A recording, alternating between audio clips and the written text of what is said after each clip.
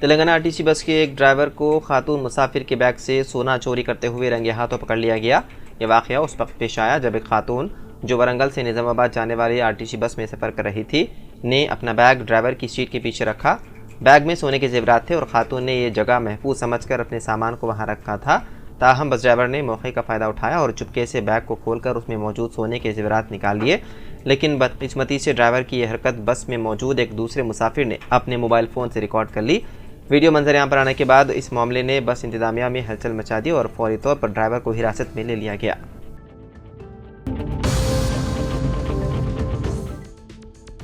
गुज़िश्ता चंद दिनों से चूहों की अफजाइश की वजह से हनमकुंडा के सरकारी मैटरनिटी अस्पताल में मरीजों को मुश्किलात का सामना करना पड़ रहा है। चंद मरीजों ने शिकायत की है कि आराम करने के दौरान चूहे उनके बिस्तर पर चढ़ा रहे हैं। सरकारी मैटरनिटी अस्पताल से वायरल होने वाली एक वीडियो में देखा जा सकता है कि चूहे खाने की टोकरियों में भी दाखिल हो रहे हैं। मरीजों ने खदशा जाहिर किया कि चूहे उनके नवजायदा बच्चों को भी नुकसान पहुँचा सकते हैं। चूहों की अफजाइश से परेशान मरीजों ने मीडिया को बताया कि अस्पताल के हुक्काम ने बारहा शिकायत के बावजूद इस मसले को हल करने के लिए कोई कार्रवाई नहीं की।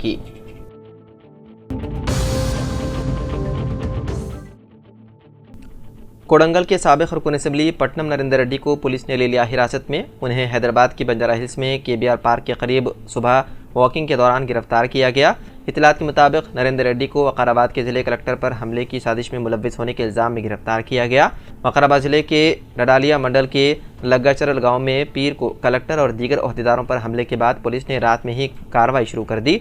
रात के वक्त इलाके में बरक़ी की सरबराही मुअत्तल कर दी गई और इंटरनेट सर्विस बंद कर दी गई थी और कई घरों में छापे मारे गए।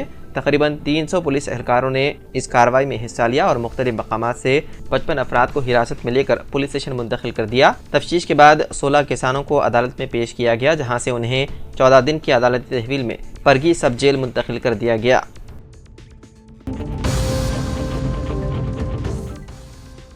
बुलडोज़र कार्रवाई पर सुप्रीम कोर्ट का तारीखी फैसला। हुकूमती अफसरान को मुल्जिमान की जायदाद गिराने का इख्तियार नहीं। सुप्रीम कोर्ट ने आज बुलडोज़र कार्रवाई के हवाले से एक तारीखी फैसला सुनाया, जिसमें इस बात का ऐलान किया गया कि रियासती हुकूमतें किसी भी फ़र्द की जायदाद को महज इल्ज़ाम की बुनियाद पर तबाह नहीं कर सकते। अदालत ने वादे किया कि यह अमल आइन के तहत अफराद के हुकूक की खिलाफ वर्जी है और इसका मकसद कानून की हुक्मरानी की ज़मानत देना है।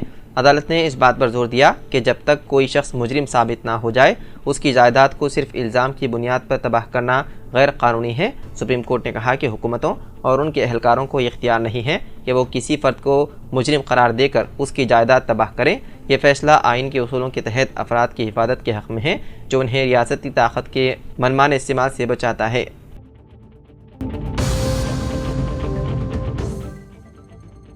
तेलंगाना के वज़ीर आला रेवंत रेड्डी जो दिल्ली के दौरे पर हैं, उन्होंने बीआरएस के कारगुजार सदर केटीआर से मुतालिक सनसनीखेज तबसरा किया। वज़ीर आला ने दिल्ली में मीडिया से बातचीत करते हुए कहा कि केटीआर ई रेस स्कैम से बचने के लिए दिल्ली आए हुए हैं। गवर्नर से इजाज़त मिलते ही उनके खिलाफ कार्रवाई की जाएगी। गवर्नर की जानिब से इजाज़त में रुकावट के मकसद से केटीआर दिल्ली के दौरे पर हैं। रेवंत रेड्डी ने कहा कि बीजेपी कायदीन से केटीआर की मुलाकात से बीजेपी और बीआरएस के दरमियान छुपा हुआ रिश्ता सामने आ चुका है।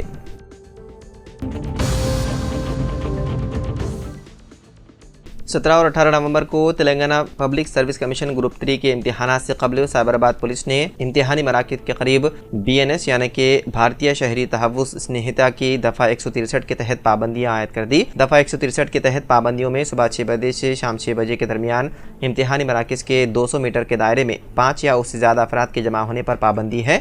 इम्तिहान की तारीखों पर पाबंदी के तहत इम्तिहानी मराकज़ के 100 मीटर के दायरे में मौजूद फ़ोटोकॉपी स्टोर्स और इंटरनेट कैफ़े को 17 नवंबर और 18 नवंबर को इम्तिहानी औकात के दौरान बंद रहने की हिदायत दी गई है। पुलिस एहलकार, ड्यूटी पर मामूर फ़ौजी अफसरान, रियासती होम गार्ड्स, तेलंगाना के महकमे तालीम के अफसरान और जनाजे के जुलूसों को पाबंदियों से मुस्तस्ना रखा गया है।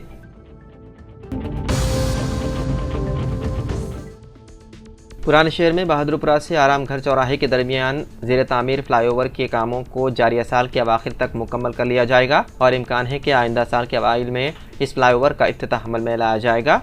शहर हैदराबाद के दूसरे तवील तरीन फ्लाईओवर 4.8 किलोमीटर की तकमील के सिलसिले में जो मंसूबा तैयार किया गया था उसके मुताबिक इस फ्लाईओवर की तकमील साल गुज़िश्ता मार्च के अख्ताम तक हो जानी थी, लेकिन उन कामों में पैदा होने वाली रुकावटों और कामों की तकमील में होने वाली ताख़ीर को देखते हुए मार्च साल 2023 के बाद इसमें 1 साल का इजाफा करते हुए उसे मार्च साल 2024 तक मुकम्मल करने की ताकीद की गई थी।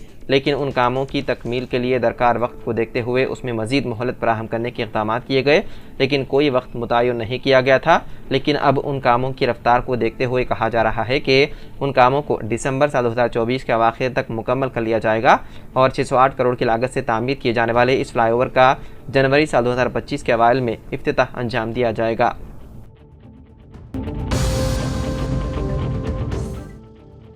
तेलंगाना हाई कोर्ट ने BRS के मुनहरिफ अरकान से मुतालिक मुकदमे की समाअत मुकम्मल करते हुए फैसला महफूज कर दिया। Chief justice Telangana high court Alok Aradhe और जस्टिस श्रीनिवास राव पर मुश्तमिल डिवीज़न बेंच पर गुज़िश्ता एक हफ्ते से मुकदमे की रोज़ाना समाअत जारी थी। सेक्रेटरी लेजिस्लेचर ने सिंगल जज के फैसले को चैलेंज करते हुए डिवीज़न बेंच पर अपील दायर की है। सिंगल जज ने सेक्रेटरी लेजिस्लेचर को हिदायत दी थी कि मुनहरिफ अरकान के खिलाफ BRS की जानिब से जो शिकायत की गई है उसे स्पीकर के रूबरू पेश करते हुए समाअत का शेड्यूल मुकर्रर किया जाए ताकि मुनहरिफ अरकान के खिलाफ शिकायत की जा सके। सेक्रेटरी लेजिस्लेचर नरसिम्हाचार्युलु ने सिंगल जज के फैसले को चैलेंज किया, जिसमें कहा गया कि स्पीकर असेंबली को मुनहरिफ अरकान के खिलाफ दरख्वास्तों की समाअत का मुकम्मल इख्तियार है और अदालत की जानिब से उन्हें कोई हिदायत नहीं दी जा सकी। एक हफ्ते तक हुकूमत मुनहरिफ अरकान और BRS अरकान के वकला की जानिब से रोज़ाना मुबाहिस जारी रही। चीफ जस्टिस ने कल बहस की तकमील पर फैसला महफूज कर दिया।